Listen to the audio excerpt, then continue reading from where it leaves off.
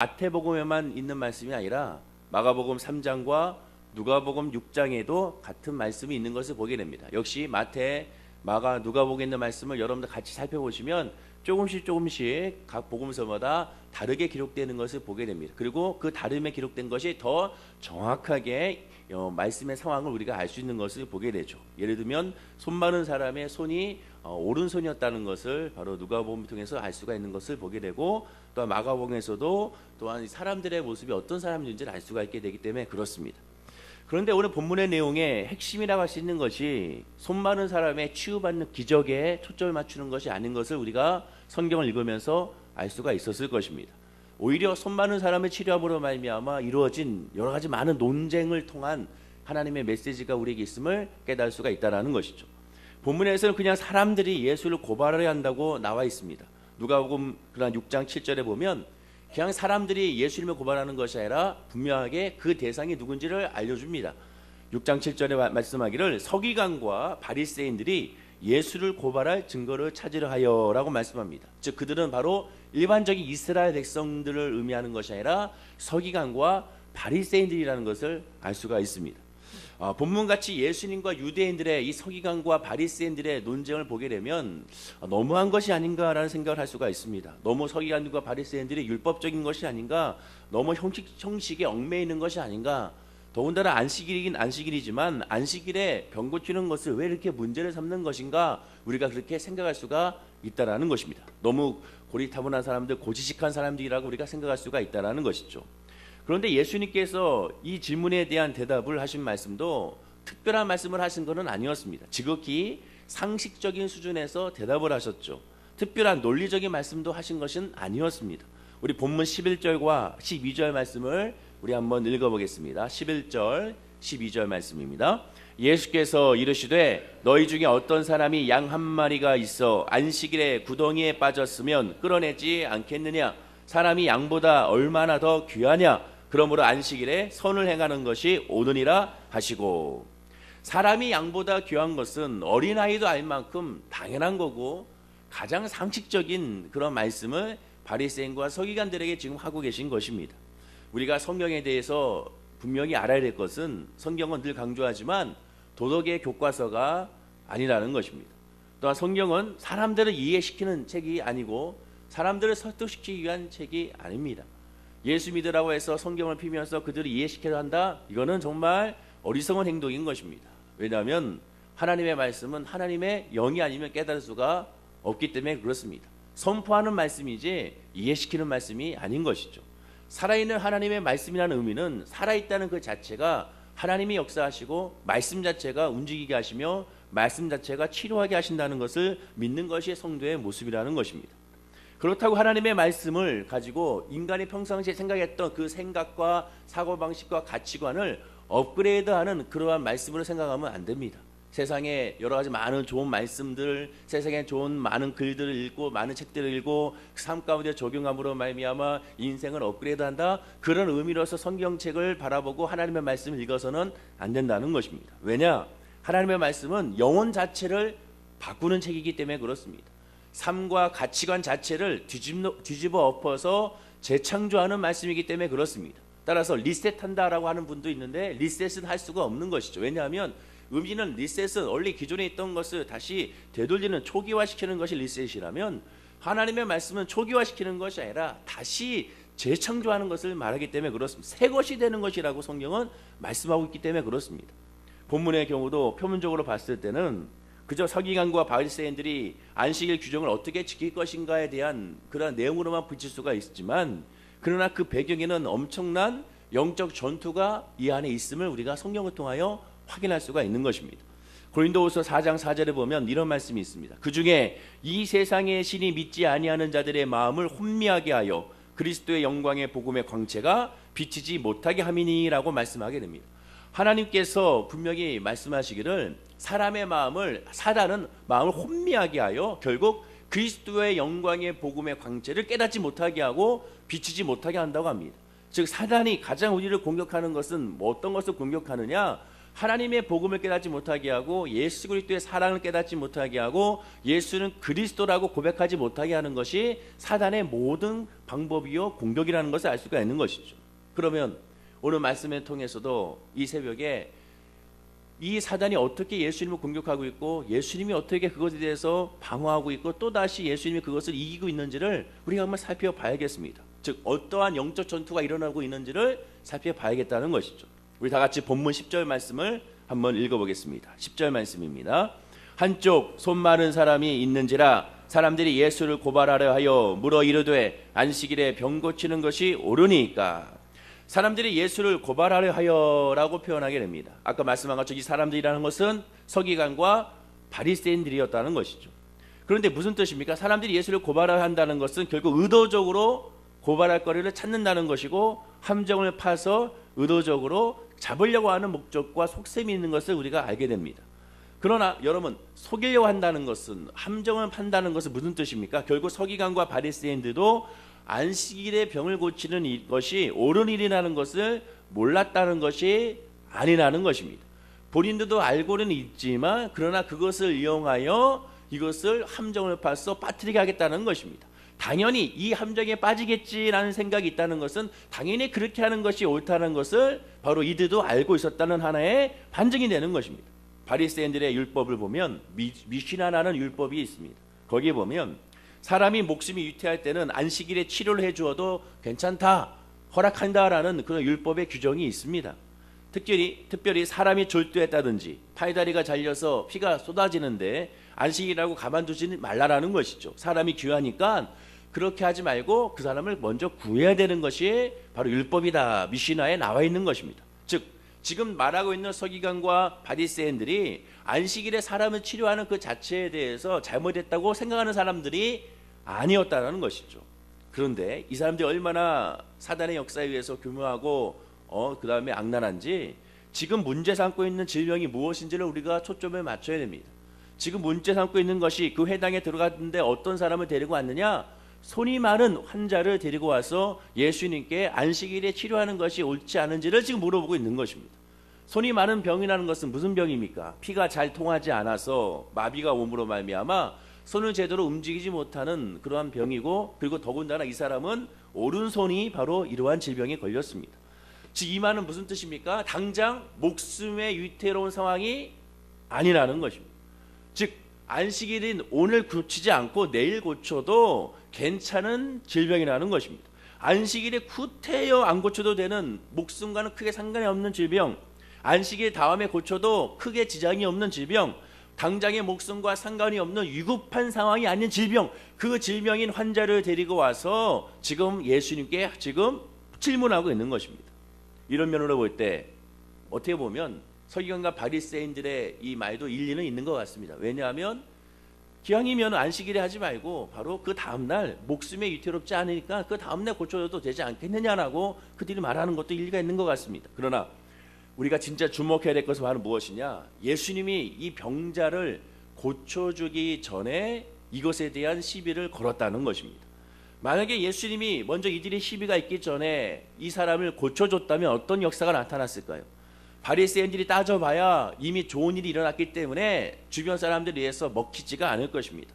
다들 놀라운 하나님의 기적의 역사를 눈앞에 체험했기 때문에 할렐루야 찬양하고 하나님께 영광을 돌리며 어쩌면 예전처럼 다윗의 자손이여라고 말할 수 있는 그런 상황이 있을 줄 모른다는 것입니다.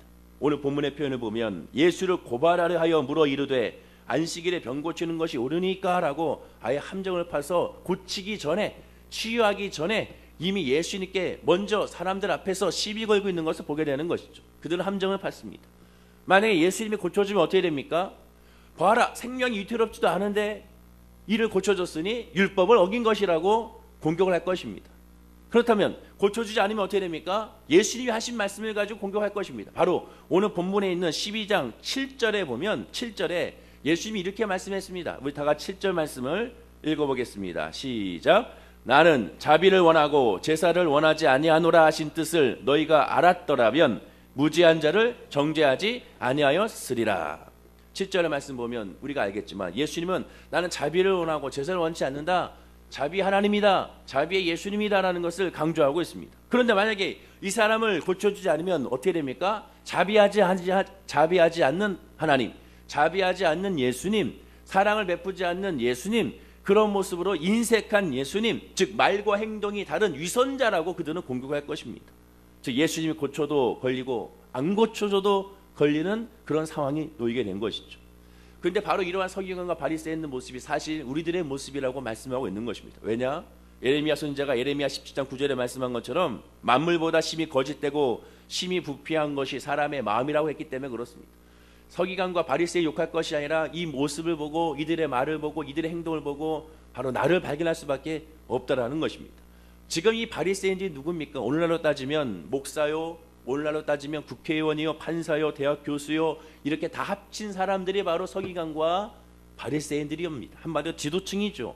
아는 것이 많은 사람이고 인격이 고상한 사람이며 실제 삶에서 선행과 구제에 아주 열심인 사람이라 일반인들은 도저히 따라갈 수 없는 그런 존경의 대상이 될 수밖에 없는 사람이 서기관과 바리새인들의 모습입니다. 그리고 이 바리새인들은 절대로 폭력을 사용하지 않습니다. 사기를 치지 않습니다. 항상 바른 생활에 살아야 됩니다. 부정한 방법 역시 동원하지 않는 사람입니다. 오직 율법을 지키는 문제와 같은 종교적인 사회적인 문제에 대해서는 명분이 있느냐 없느냐에 따라서 그 명분에 따라서 일로 따져서 움직이는 사람들이 바로 이들입니다. 그래서 이들은 자기들이 옳고 그름을 상대에게 틀렸다는 것을 만천하에 공개해버리는 방식으로 상대방을 늘 공격했습니다. 상대가 두 번 다시는 자기들에게 대항하지 않도록 공개적인 장소에서 완전히 생매장시키는 그런 전략과 전술을 쓰는 사람들이 서기관과 바리새인들입니다. 따라서 이들이 가장 잘 쓰는 방법이 공개 토론이고 공개 재판이었던 것이죠. 예수님을 대항했을 때 한쪽에서 몰려와서 따로 몇 명이 와서 예수님과 토론한 적이 단 한 번도 없습니다. 꼭 이스라엘 백성들이 전치 있는 대상에서 그곳에서 예수님을 비판하고 예수님과 토론하는 사람들이 바로 이들이었어요. 왜? 그들의 방식이 그런 모습이었기 때문에 그렇습니다.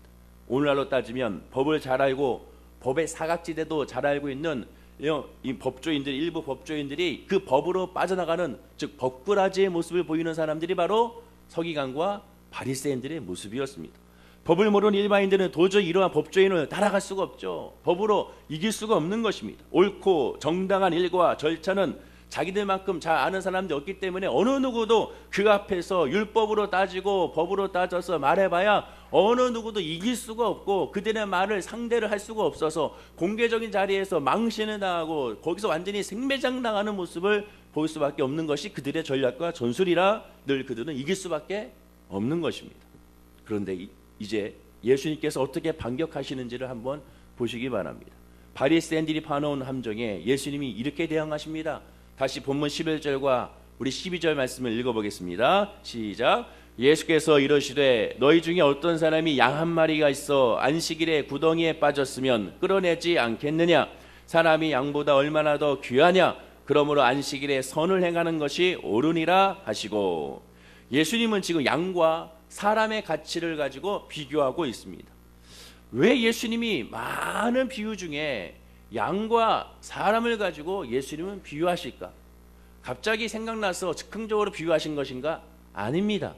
서기관과 바리새인들이 하고 있는 그 말의 의도를 아시기 때문에 그들이 원하는 방식으로 예수님은 대답하신 것이 양과 사람의 비유였던 것입니다. 당시 종교적 문화적 상황을 그래서 우리가 알아야 됩니다. 예수님 당시에는 쿰란 공동체라는 것이 있었습니다. 경건한 사람들이 모여 공동체 생활을 하는 것이죠. 이것은 엄격한 율법 중심의 공동체였습니다. 율법을 철저하게 지키는 공동체죠. 이 쿰란 공동체의 규정 중에 이런 규정이 있습니다. 안식일에 양이 구덩이에 빠지면 양 스스로 빠져나올 수 있도록 널판지를 그 안에 넣어주라고 하는 것이 쿰란 공동체의 율법 중에 있습니다. 이는 인간이 안식일에 노동을 해서는 안 된다는 의미가 담겨져 있는 것이죠. 자, 그리고 바리새인들 율법도 마찬가지입니다. 바리새인의 율법에 의하면 더 세밀하게 적용했습니다. 역시 안식일에 양이 구덩이에 빠지면 양이 안식일을 동안 굶지 아니하도록 먹을 수 있는 식량을 구덩이에다 넣어주라고 합니다. 그리고 안식일 다음 날에 그 양을 건져내라고 하는 것이 바로 이 바리새인들의 율법에 나와 있다는 것이죠. 예수님이 그 바리새인들의 철저한 율법을 알고 계셨기에 그래서 양과 사람의 비교를 통하여 그들에게 말씀하신 것입니다. 그런데 이 바리새인의 율법에 전혀 예외가 있습니다. 그 예외가 어떤 예외냐? 양이 물웅덩이에 빠지거나 늪지에 빠지게 되면 바로 즉시 그 양을 건져내라는 것이 율법에 나와 있다라는 것입니다. 일반적인 이스라엘 백성들은 그 율법을 모릅니다. 일반적인 이스라엘 백성들은 그 율법의 내용을 모릅니다. 그러니 그들은 어떻게 하서는지 그들과 함께 대화가 안 되고 그들과 법적으로 싸워서 질 수밖에 없습니다. 그러나 예수님은 이 바리새인의 율법을 다 알고 계시는 것이죠. 따라서 예수님이 양과 사람을 비유해서 대답하신 이유는 바리새인들의 율법을 아시고 그들에게 역으로 적용시킨 것입니다. 예수님이 바리새인들의 그 속셈을 모르시겠습니까? 뻔히 다 알고 계시죠. 사람의 마음을, 저와 여러분들의 마음을 무슨 생각하는지 무슨 의도가 있는지 예수님은, 하나님은 다 알고 계시지 않습니까? 예수님은 바리새인들이 아끼고 철저하게 지키고 자부하고 있는 그 율법을 그대로 그들에게 적용하여 그들에게 공격한 것입니다. 너희들도 양을 소중하게 여기지 않느냐? 그런데 양과 사람 중에 누가 더 소중하냐라고 지금 그들이 말하는 율법을 가지고 지금 그들에게 적용하고 있는 것입니다. 예수님께 넘어온 테니스 공을 예수님께서 다시 스매싱으로 받아서 쳐서 그들에게 넘기신 것이죠. 결국 바리새인들은 어떻게 말합니까? 그들도 그들의 율법을 알기에, 그들도 그들의 그 내용을 알기에 아무 말을 못하게 된 것입니다. 거기다가 양이 더 귀중하다 그러면 할 수도 없지 않습니까? 거기다 사람이 귀중하다 하면 예수님의 말씀을 인정하는 것이니까 할 수 없지 않습니까? 앞에 앉아있는 수많은 이스라엘 백성들은 지금 예수님과 이 서기관과 이 바리새인들의 이 대화 내용을 이해를 못합니다. 아, 그저 사람과 양인가 보다. 그러나 이 두 사람은 관계에서는 바로 이 사단과 함께 이 내용이 무슨 내용인지를, 이런 엄청난 영적 전투가 일어나고 있는 것을 바로 이들은 지금 알고 있는 것입니다. 예수님은 정말 말대로 제대로 자비를 베푸는지 시험해보자고 덤비는 그들에게 과연 어떤 자비가 참 자비인지, 양을 먼저 살리는 것이 진짜 자비인지, 사람을 먼저 살리는 것이 진짜 자비인지를 예수님은 그들에게 질문하신 것입니다. 그런데 바리새인들이 이 문제를 어떻게 접근했습니까? 본문 10절을 보면 안식일에 병 고치는 것이 옳으니까 라고 질문합니다. 다른 말로 하면 율법의 규정을 어기면 틀린 것이 아니냐라고 지금 얘기한 것이죠. 이에 대해 예수님은 본문 12절에 안식일에 선을 행하는 것이 옳으니라 라고 말씀하게 됩니다. 율법을 주신 목적과 규정의 의미는 생각하지 아니하고, 하나님의 의도는 생각하지 아니하고 그 목적과 의도를 준수하는 것이 가장 좋고 옳다라는 것을 하나님은 말씀해 주고 있습니다. 그 뜻이 중요하다는 것이죠. 율법의 뜻은 선을 행하는 것이고, 선을 행치 않고 규정만 지킨다는 것은 옳지 않다는 것입니다. 다시 말해 예수님이 앞서 말씀하신 7절에 나는 자비를 원하고 제사를 원치 아니하노라, 제사가 중요한 것이 아니라 그 안에 있는 그 뜻, 예배의 뜻, 예배의 의미가 중요하다고 예수님은 말씀하신 것이고, 마찬가지로 율법도 그것을 주신 하나님의 의도와 뜻이 중요하다는 것입니다. 예수님이 가르치신 그대로 자비를 행하는 것이 제사를 지내는 것보다 우선이라는 것이죠. 결과적으로 바리새인들은요, 안식일에 양을 살릴지언정 손 많은 사람, 이 질병에 손 많은 사람에게 선을 베푸는 것은 관심이 없는 것입니다.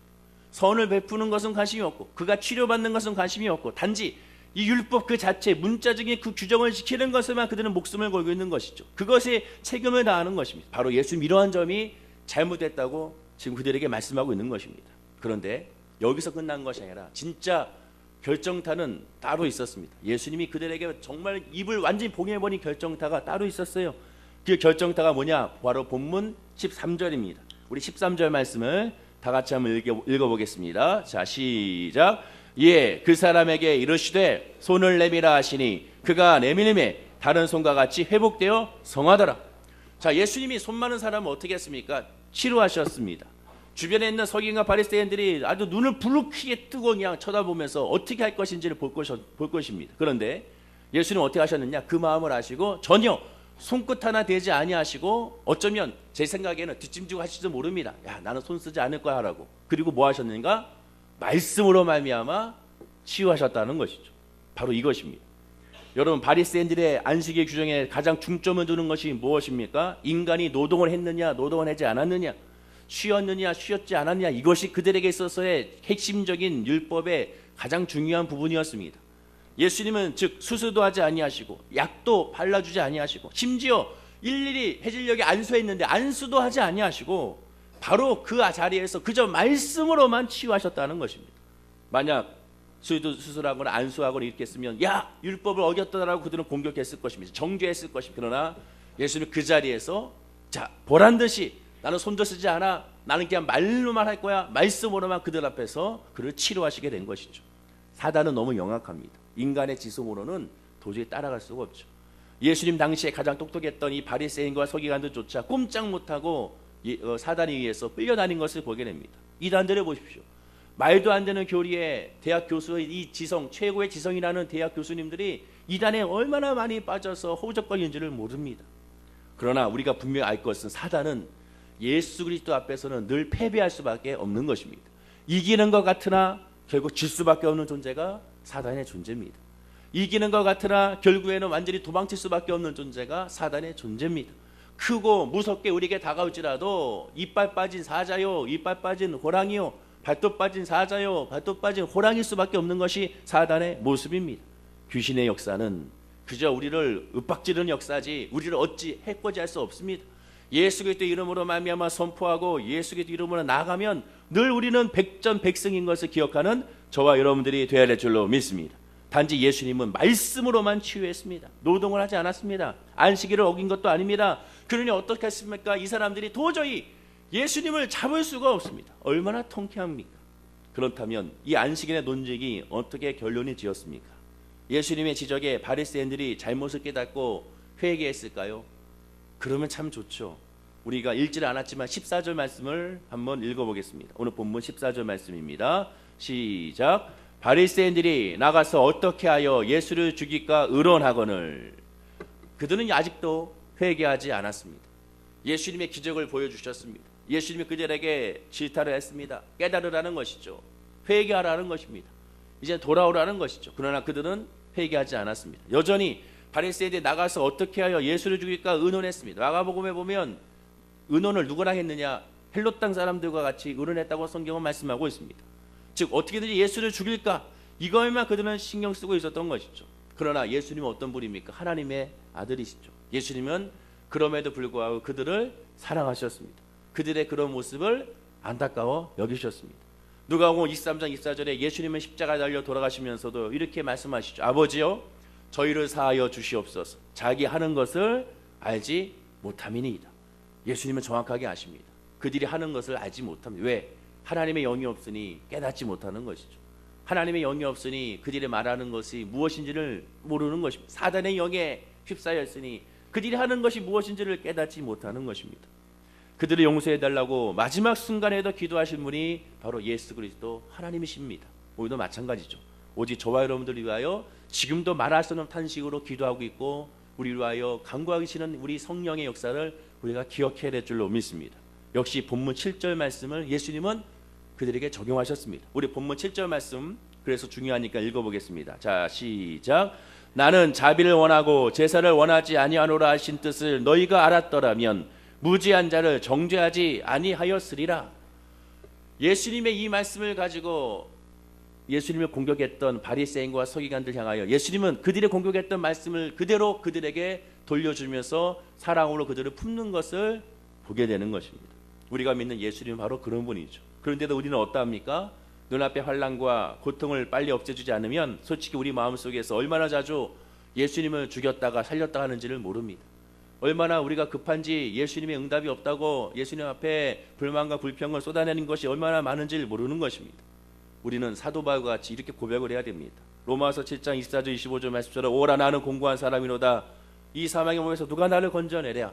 우리 주 예수 그리스도 말미암아 하나님께 감사하리로다. 그런즉 내 자신의 마음으로는 하나님의 법을 육신으로는 죄의 법을 섬기노라.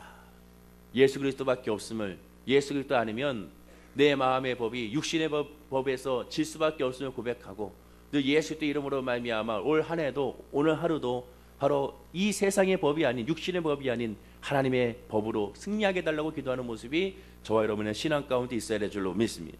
오직 예수 그리스도밖에 없는 것이고 예수 그리스도의 사랑밖에 없는 것입니다.